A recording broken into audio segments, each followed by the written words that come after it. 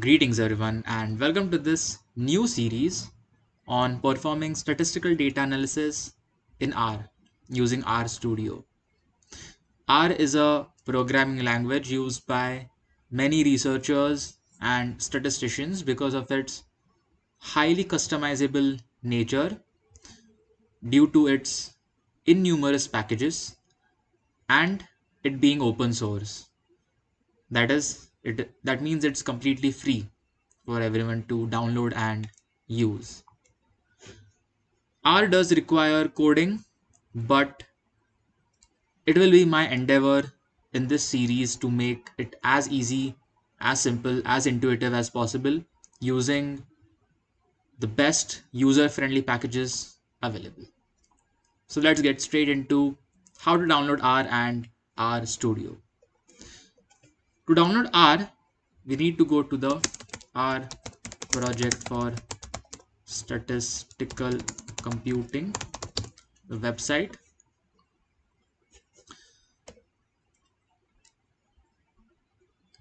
We can go to the CRAN repository underneath the download option. Depending upon the country you live in, you may choose the CRAN repository and download R for any operating system. RStudio is an incredible interface which enhances R's capabilities.